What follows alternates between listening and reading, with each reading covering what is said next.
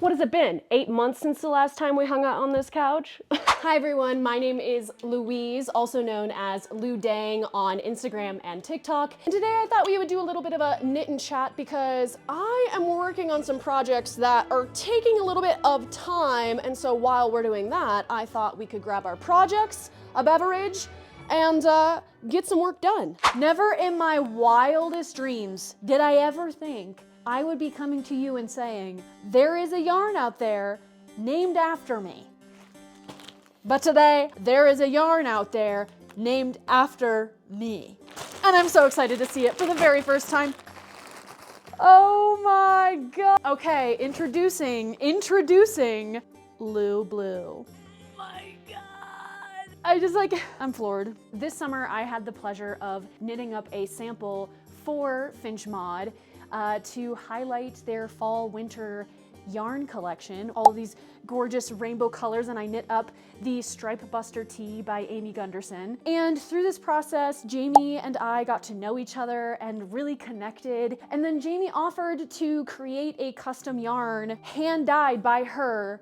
It is a stunning DK weight superwash merino tweed. It has these gorgeous neon neps all throughout it. It kind of reminds me of the floor of like a roller skating rink or a bowling alley or an arcade. It just gives me so much joy. I am so excited to knit up with this yarn, but I am more excited to knit it up with all of you. Scout and I are doing a limited pre-order of the Lou Blue starting Monday, October 20th. For every skein sold, we will be donating $4 to the organization Freedom for Immigrants, which is an immigrant-led abolitionist organization here in the United States that is fighting to free people from immigration detention, as well as abolish the immigration detention systems themselves. Everyone deserves to move freely and with dignity without fear of being caged. We will be hosting a knit-along starting November 20th with your Lou Blue skein. Listen, I know what you're saying. Oh, Louise, November 20th, that's like peak holiday knitting time. And I hear you. You know, you could knit a little treat for yourself, okay? A 1 skein project, you could do a hat, a pair of socks. 2 skein project, a balaclava. Put October 20th in your calendar. It will be available for pre-order on finchmod.com. And for every skein sold, $4 will go to the organization Freedom for Immigrants. If you don't have room in your stash for a little bit of yarn, I hope you consider supporting Freedom for Immigrants with a donation by visiting their website, freedomforimmigrants.com. And with that super exciting special project, let's get into the meat of the video. Today, I am working on the Lunenburg cardigan for a little tiny creature in my life, and I am knitting it up with some gorgeous BC Garns Lac Lamande. I'm knitting it up in this really beautiful khaki green, olive green color. It is a nice tweedy yarn, and it's knitting up these cables just beautifully. Now, I would try it on, but clearly it's too small for me because it will be for a wee babe in my life, and I'm really excited to get this done and get this to them. At the beginning of the year, I realized I had developed a really unhealthy relationship with knitting. I knit my very first sweater in 2021, and I was instantly hooked. I was the type of person that would wake up, knit for 2 hours, go to work, knit after work, eat dinner, knit after dinner, go to bed, and start it all over again. And at the beginning of this year, I realized that I was starting to develop an unhealthy attachment to knitting. It was literally all that I was doing. My joints hurt, my body ached, my mental health was declining, and I equated my self-worth with how quickly I could finish an object, which is not what my original intention was when crafting and picking up the hobby of knitting. So over the last couple of months, I've picked up the needles a lot less, and I started to follow that spark into other hobbies and other parts of my life. I picked up running again. I really fell in love with skiing. I went for lots of hikes. I went camping. I learned some ultimate frisbee. I swam. I paddleboard.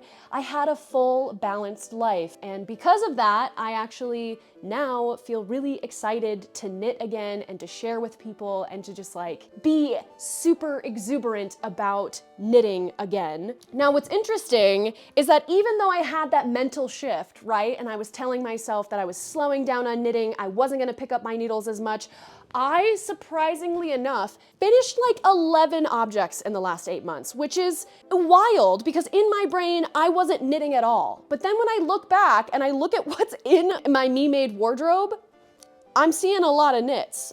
And a lot of those are actually projects that I talked about in my last Knit and Chat at the beginning of the year. So I think I owe you a little bit of update on these projects. This is the Vie Sweater knit up with Qing fibers, Melted Baby Suri in the colorway Pride. And you might recognize it as the project I was knitting up in my very first YouTube video back in January. It is finished. I love it. The color pooling is so unique. I wear it all of the time. It adds a little bit of Fruity Pebble magic to my everyday wardrobe, and I just think it is so much fun. And I have like 1.5 skeins of this gorgeous yarn left, so I'm thinking a little hat. I cast this sweater on January 14th and I finished it February 1st. And that was the point that I realized I probably had an unhealthy relationship with knitting. So after finishing this project, I actually did it. I knit up the Wave Sweater #2 and we raised $800 with this sweater alone for the organization Transformation Project Advocacy Network, which is a nonprofit in South Dakota that advocates for the rights and dignity of trans individuals. And I think the fundraiser as a whole raised close to $40,000, which is incredible because this organization needs our help. The government of South Dakota is constantly tearing away rights from trans youth and trans adults, and it's just, yeah, they're doing wonderful work, and I was so happy that I could knit up a sweater for their fundraiser, and now it is in a loving home. If you have it in your closet, thank you so much for your donation. It means the world to me. As you can see with this sweater in particular, I decided to go with a blue and green color story. The base is a Hip Knit Shop's Pop Merino in the color Summer Blue, and then the green waves are their Bonbon yarn in the color My Heart Is Set on You. And I still have a little bit of Bonbon, but in a different color because I wasn't sure if I was gonna do blue and pink or blue and green. I went with the blue and green. So now I have some pink Bonbon. Wave Sweater #3.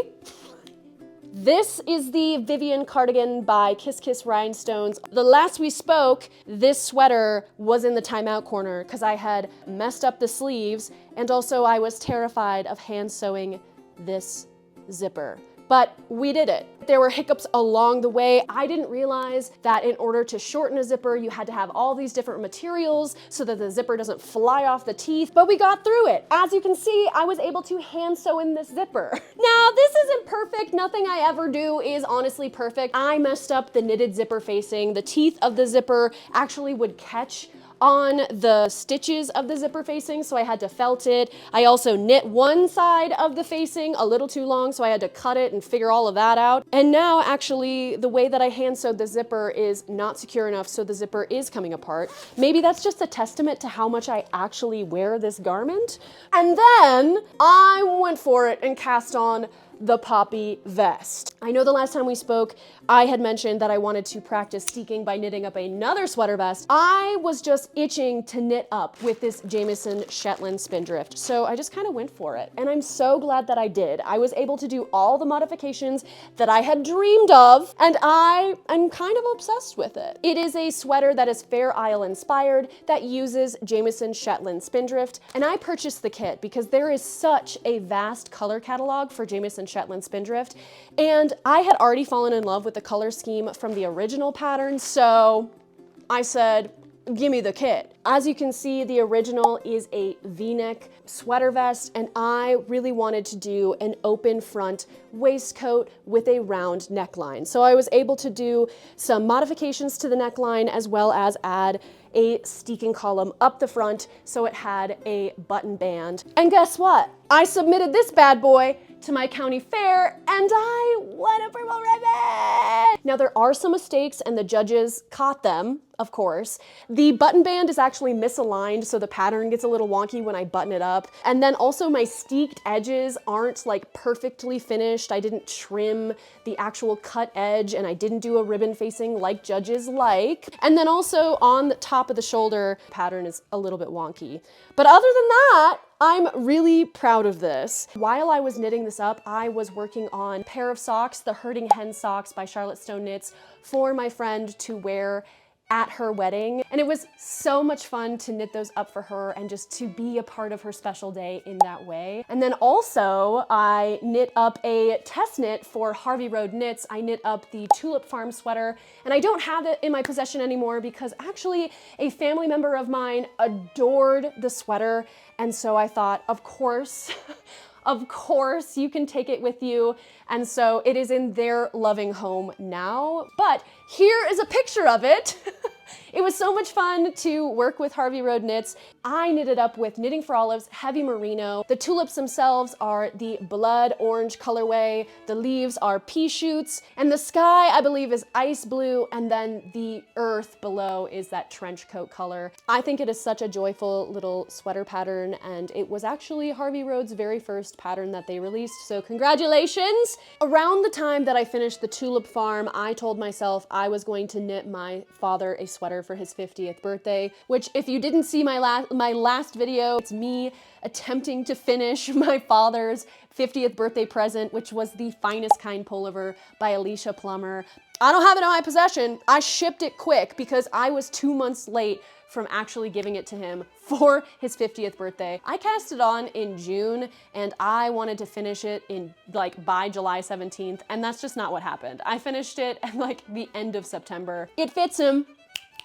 The Finest Kind is a gorgeous sweater, but I honestly struggled to knit through it because it was a moss stitch project. And if you aren't aware, moss stitch is a textural fabric that is made up of a series of knit one, purl one.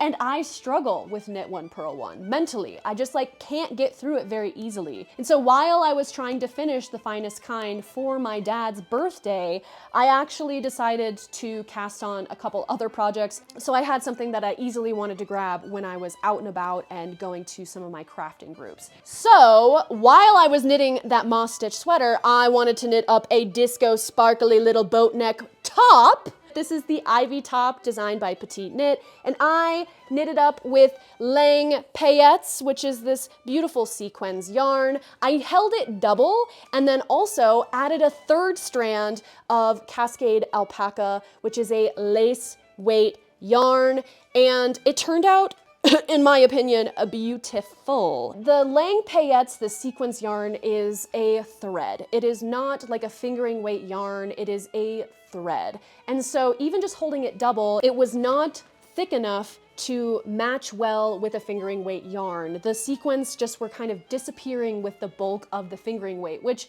we don't really necessarily think of fingering weight as a bulky yarn, but in the case of this thread sequence yarn, it was way too bulky. So that's what drew me to Cascade's alpaca lace. Didn't it turn out fabulous? I love to wear this out and about, sipping a martini with my friends, 2, 3, 4 martinis, I don't really know. Sometimes this top gets me into trouble, but that's only because it's so much fun and I want to have so much fun when I am wearing it. Now this isn't very common of me, but I ended up knitting 2 Petite Knit patterns back to back, both with Lang yarn.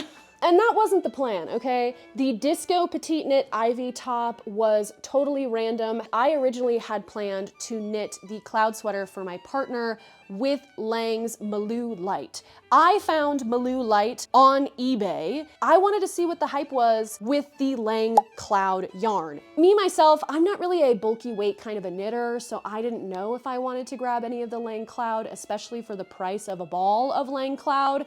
So I looked through the Lang Yarns catalog. I saw that they had something a little bit similar in the Malou Light. I found the color that would work best, which was this espresso coffee brown color, and I knit up the cloud sweater for my partner. I knit it up in a size 6. It has like a 5-inch ease on him, and he wears it all the time, and I wear it all the time. And what can I say? It's the cloud sweater. It was the perfect project for me at that time because, as I was saying, I was working on a moss stitch sweater for my dad, and so I needed a mindless knit to just grab and go. And after finishing Evan's sweater, I knew that I had to commit and finish the finest kind pullover for my dad, and so I did. I just like pushed through it.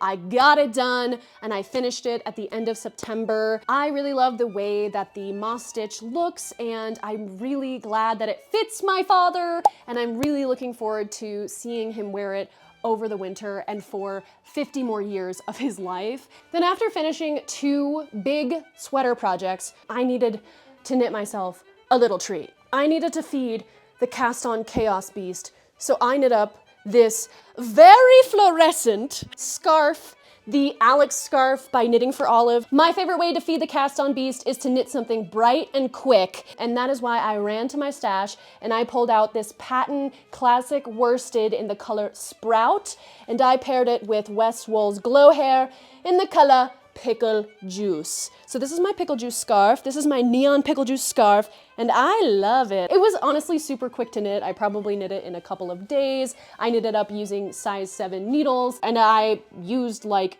3/4 of a skein of that worsted Patton's wool. It's cute. I've been wearing it 24/7 because I do love a little peridot green in my outfits. I'm wearing, you know, I'm going to work, I'm wearing all brown, but then I put on my little neon pickle juice Alex scarf, and suddenly my outfit's way more fun.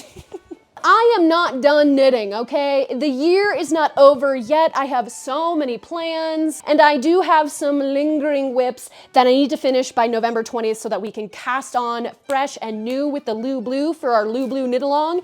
Now, I didn't really get a lot of knitting done during this knit and chat session, but I hope you did. I hope you were able to at least finish a couple rows of your project while I sat on my green-ass couch and yapped away about knitting. Thank you so much for hanging out with me in these last 10-20 minutes. And don't forget, you can get yourself some Lou Blue and support the organization Freedom for Immigrants. Pre-orders launch for a limited time only on October 20th, and we're hoping to raise $1,000, and that is 250 skeins, okay? So I think we can do it. Each skein is hand-dyed by Scout herself in Austin, Texas, and will be shipped to you in time to cast on for the Lou Blue knit along November 20th. So with that, thanks for hanging. Happy knitting.